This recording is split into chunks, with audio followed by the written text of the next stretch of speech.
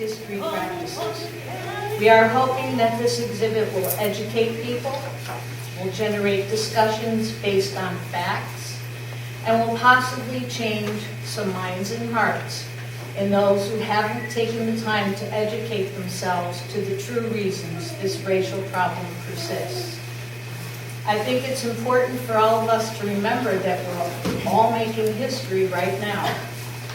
And decades into the future, when our history is being written, how nice it would be if they could truthfully say that we didn't just have the hope that things could change, but that we were successful in making those changes a reality.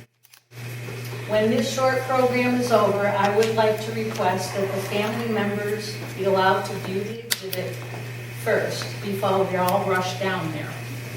In the meantime, you can walk through our historic nap house, which is right across the hall, and we hope that you will stay to enjoy some refreshments and some good conversations. Thank you for coming.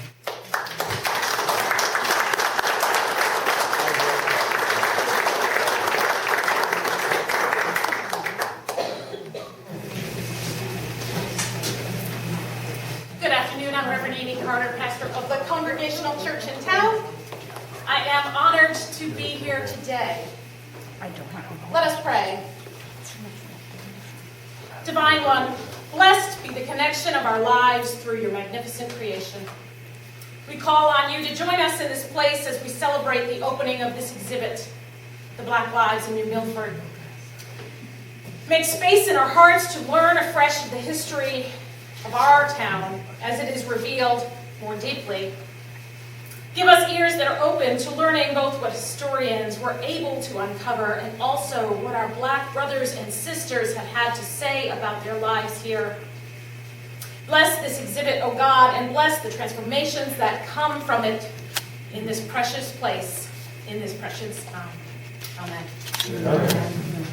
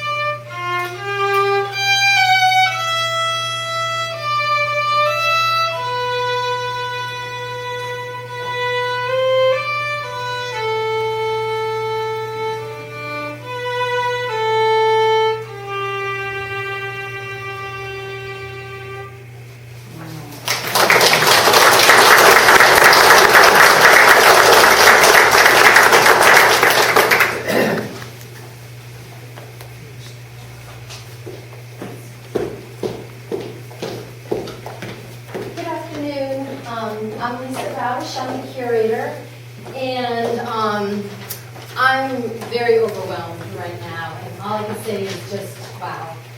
And I had planned something to say, and I will get it out, except I can't follow the words of Kathy, who spoke so beautifully and eloquently about what our vision was for this exhibit and for this museum and for this town.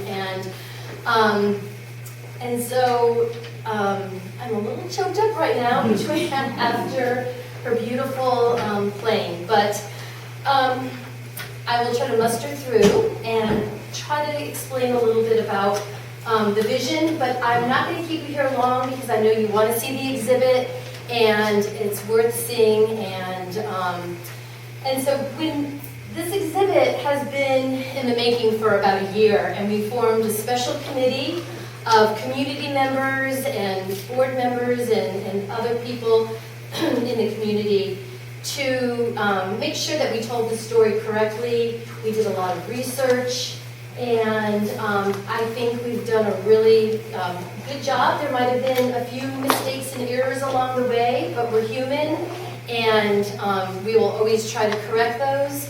So if you see a comma in the wrong place in the panels, please don't tell me. I've looked at them way too many times, so let's just say we tried our best. As the curator, I thought it was very important to focus on New Milford history, but also New Milford's history and its significance and its place in American history. In the end, I think we came up with a very well put together exhibit in a chronological order that highlighted the history and the significance of the Black community in our small New England town and how it relates to Connecticut, the United States, and the world. Another special part of this exhibit was the community involvement and the relationships that we have built. I'd like to thank the Congregational Church for being here today with their invocation and letting us research the earliest records of Reverend Daniel Boardman. The Senior Center Quilters, who were helping us tell the story of the Underground Railroad by creating beautiful quilts. The Youth Agency, for helping tell the story of our oral history participants and the families that shared their photos, memorabilia, and history with us. This is a permanent exhibit that will always be a part of our museum and our town's history. I'm honored to have been the curator for this exhibit, and I've learned a lot, and I hope you do too. And I just have to say, I did not do it alone. I had a very great group of people working with me, and I want to thank them all right now. And I'm going to leave you with a quote by Nelson Mandela. "No one is born hating another person because of the color of his skin, or his background, or his religion. People must learn to hate, and if they can learn to hate, they can be taught to love.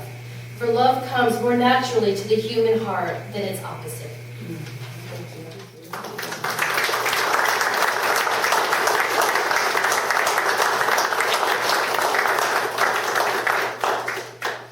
I think it's my turn, and in fact, I happen to be standing here. It's just the only place I can find to stand at this moment. So, my name's Flora Kwame. Most of you know me here, but a few of you I may not have met yet. But I want to start by just saying I'm so excited to be here at a reunion of so many dear friends of mine.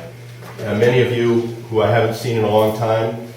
Some I've seen over the years and everything. David. But just the fact that I'm meeting so many people who are close to those friends of mine, and it's a joy for me to be able to meet all of you. And I'm excited for the museum, and I'm excited for, I'm a member of the board here. I'm thrilled for the board that we're able to do this. I want to start by congratulating Lisa and the Black Experience in the Milford Committee for doing a great job with the exhibit. It's phenomenal, and you all get to see that very shortly. I'm also very proud to have helped shepherd one thing Lisa didn't mention, but I know she's very aware of, to help shepherd our Oral Histories project, which is why a number of you were here. Over the period from like late August until late October, I think it was, right here actually, we had a couple chairs, and we had a video crew from the New Milford Youth Agency, and we interviewed 7 individuals who varied in upbringing from a couple people who were born in Nigeria and had moved here, the Nduku family. Many of you would remember that family. Two siblings I interviewed, and then Valerie and Don Tutson, a couple of also siblings who moved to this area. Actually, Valerie had just been born, and Don was born here, and then Flora Kwame, who, like Don, was a native New Milfordite. And I'll introduce them all individually in a minute, but plus Rich Pegler, who was born in Detroit and lived there the first few years of his life. And Betty is not here? She's not. Okay. And Betty Mcneil, who I was honored and privileged to meet a few weeks ago. She was our 7th interviewee a few weeks ago, and she's a retired teacher. She actually is very close to the Tutsons. They call her Aunt Betty, even though they're not actually related. So those are the people that we had in the oral histories, and we will have all those are on a computer up there when Lisa unlocks the door, and we can go up there.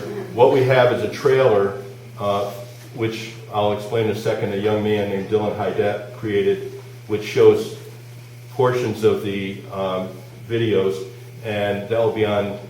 Keep going around. I don't know whatever the term is. Loop. Thank you very much. See, when I retired, I forgot all about how to use words. But,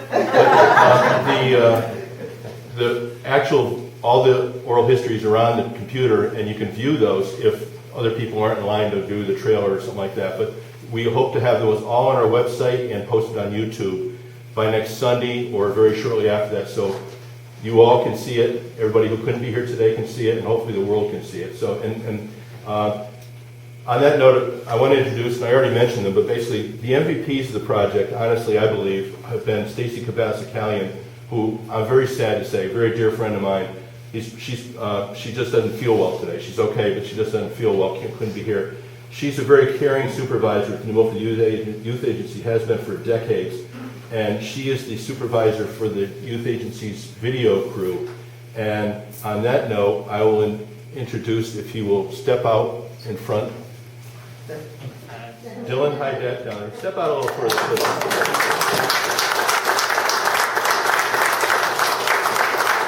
He deserves that and much more. He's the reason why we have such great videos. He's a 2021 graduate of New Milford High School. 2020. 20, okay. And he does the work for the video crew at the Youth Agency, and he did a phenomenal job. And he's here with his mom, Carol. She can come out too. Thank you, Carol, for Dylan. Okay, and then of course we have our on-camera talent, who I already mentioned in the vernacular of entertainment, I guess. The talent would be our interviewees. Betty could not be here. I'm very sorry to know she's not going to be here. She's a wonderful lady. She's not feeling well, so just okay. hold her up. Please send along my love and hope she feels better. And on that note, the young lady who just spoke down there, you need to step forward, is Valerie Tutson, who many of you know.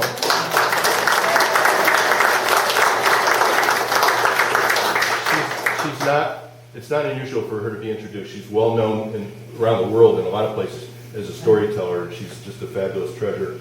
And equally a treasure, but much more behind the scenes, is her attorney brother, Don Tutson. And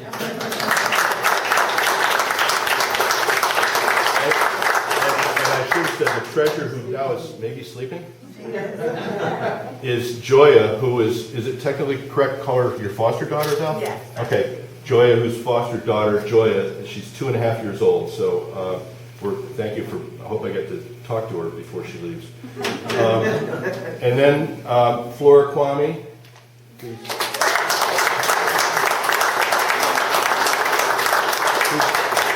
She is the sixth of 6 siblings of the Kwame family, which many of you who have lived around here many years, you would know all the Kwames.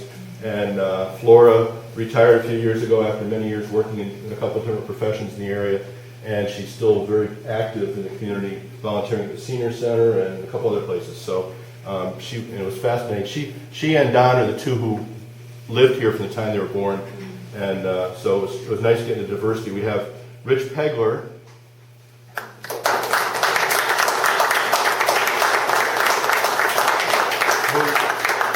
grew up first 6 years of his life in Detroit.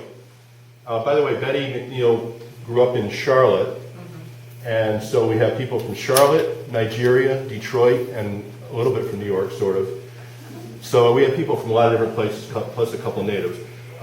Rich and is here with his wife Vashti.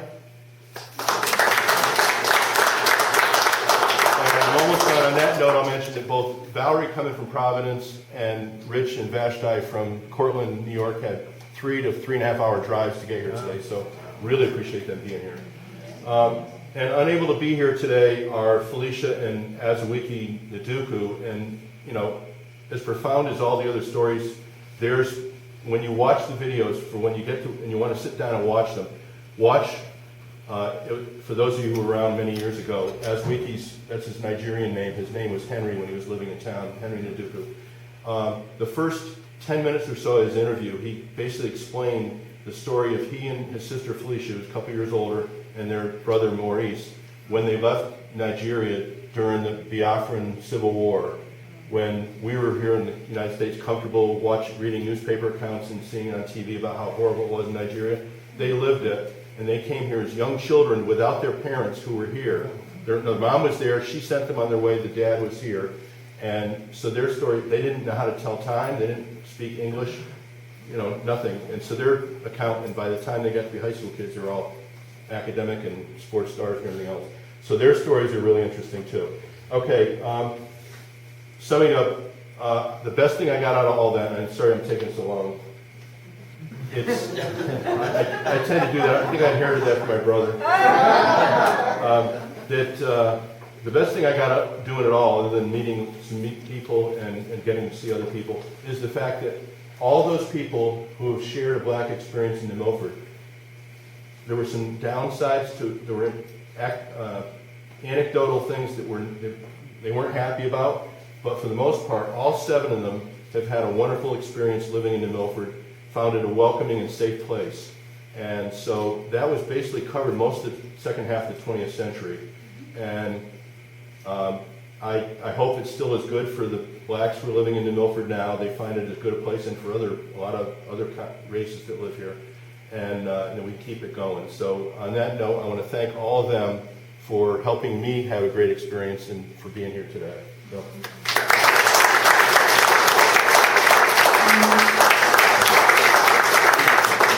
Since Norm got to talk so long, I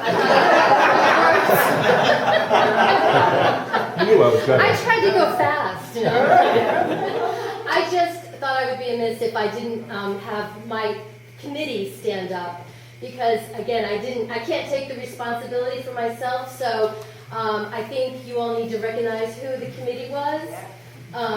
Joanne Chapin.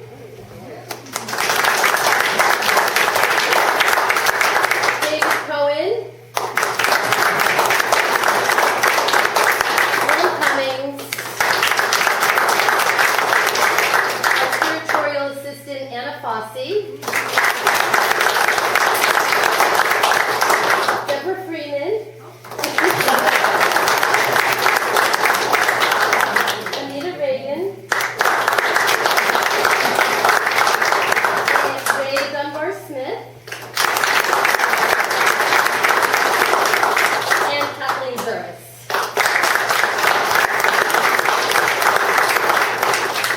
Thank you. That's it.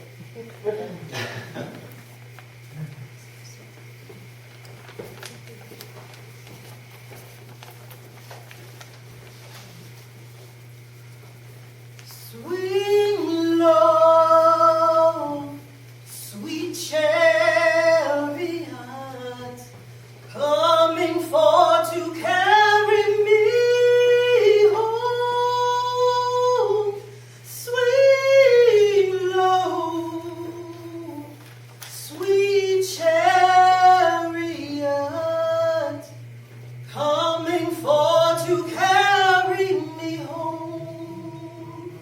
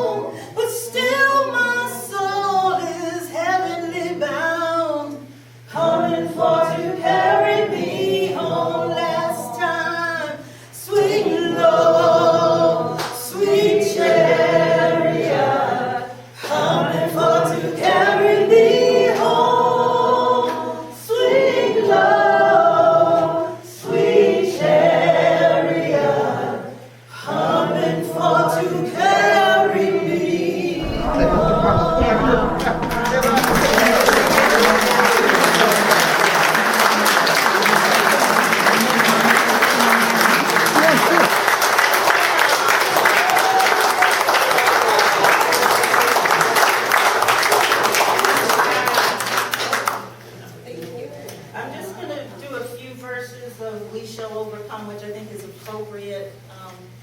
That's been the champion song, and everybody knows it. So if you feel like you can join in, maybe I'll just do 4 of them instead of all the rest.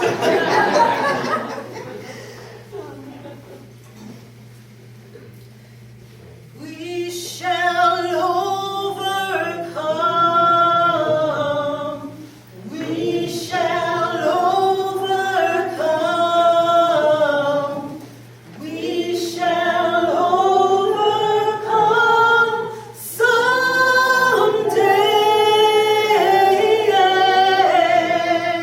Oh, deep in my heart, I do believe we shall overcome someday. We are not afraid. We are not afraid. We are not afraid. We are not afraid someday.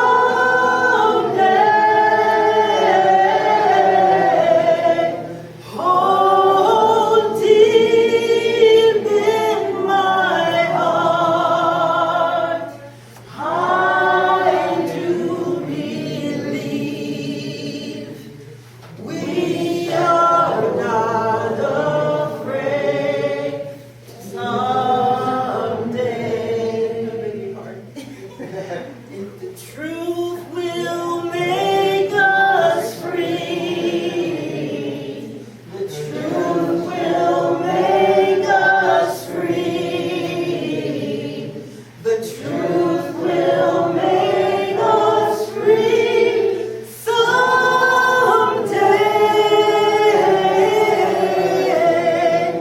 Oh, deep in my heart, I do believe the truth will make us free someday. And the last one I like to sing.